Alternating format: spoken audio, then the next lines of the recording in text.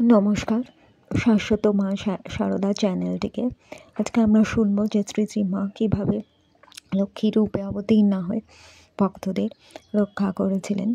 একবার তার সেবক ব্রহ্মচারী দেখেন যে মা জয়রামবাটির বাড়িতে ঘর দৌড় ঝাড় দিয়ে ঠিক যেন হেমন্তের পরন্তের দুপুরে ঠিক যেন মহালক্ষ্মীর মতন তার রাঙা চরণে নিয়ে ধীরে ধীরে এগিয়ে ফিরে আসছেন তার মাটির ঘরে এবং পেছনে তার ঝানের ছড়া।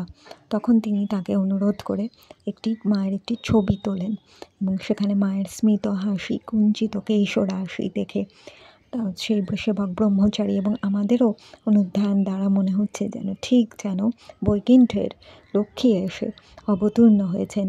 শ্রী শ্রী মাই যে সর্বদেবদেবী স্বরূপ এটা বুঝতে আর বাকি থাকে না। এই রকম আরও অনেক মায়ের দৈবী সত্তার কাহিনী শুনতে দেখতে থাকুন শাশ্বত মা সারদা চ্যানেলটি ভালো লাগলে অবশ্যই লাইক, কমেন্ট এবং সাবস্ক্রাইব করবেন। ধন্যবাদ এবং নমস্কার।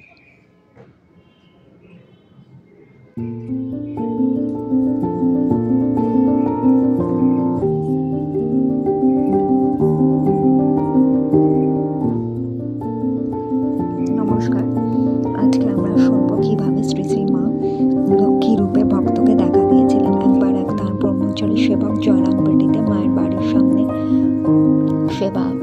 যখন সেবারত ছিল তখন দেখে যে মা নিজের ঘরটি ঝাড় দিয়ে বাইরে বেরিয়ে এসে আবার ঘরে প্রবেশ করছেন। সময়টি ছিল হেমন্তকাল, লক্ষ্মী পূজার সময় এবং মায়ের পায়ে অপূর্ব এক লাল আভা এবং তার মুখে স্মিত হাসি। এবং তিনি যখনই একটু বিশ্রাম নিতে বসলেন, পেছনে অনেক ধানের গোলা ছিল বলে অনেক ধান সেখানে সংগ্রহ করা ছিল। তার মনে হলো ঠিক যেন মহালক্ষ্মী সেখানে বসে রয়েছেন। এইভাবেই মা কখনো কখনো কোনো ভক্তের কাছে তার দৈবী স্বরূপটিকে প্রকাশ করেছেন, আবার কখনো কখনো অন্তরালে রেখেছেন। মায়ের পা এমনিতে খুবই আপাত দৃষ্টিতে রুক্ষ শুষ্ক, যেমন বয়স্ক মহিলাদের হয় সেরকম দেখা যেত, কিন্তু যাদের অন্তর্দৃষ্টি জাগ্রত হতো তারা দেখতে পেত সেই পায়ের নিচে লাল আভা। এটি একাধিক ভক্ত দেখেছেন এবং এভাবে আমরা বুঝতে পারি যে মা কখনো মহালক্ষ্মী রূপে, কখনো জগদ্ধাত্রী রূপে, কখনো বা দুর্গা রূপে, কখনো বা কালী রূপে ভক্তকে বিভিন্ন সময় বিভিন্ন দেবদেবীর রূপে মা নিজেকে মেলে ধরেছেন।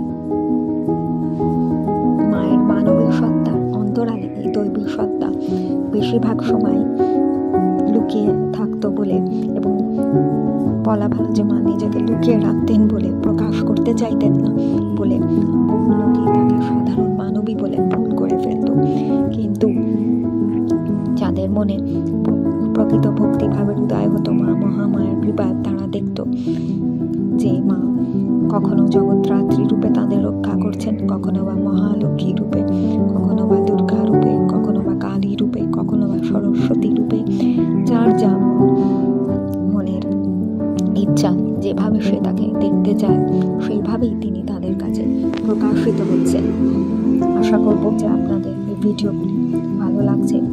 এরকম আরও অনেক ভিডিও দেখতে এবং নিয়মিত ঠাকুর মা স্বামীজির অজানা কথা জানতে চোখ রাখুন শাশ্বত মা চ্যানেলটি পর্দায়। অনেক ধন্যবাদ এবং নমস্কার। সকলে ভালো থাকবেন। নমস্কার।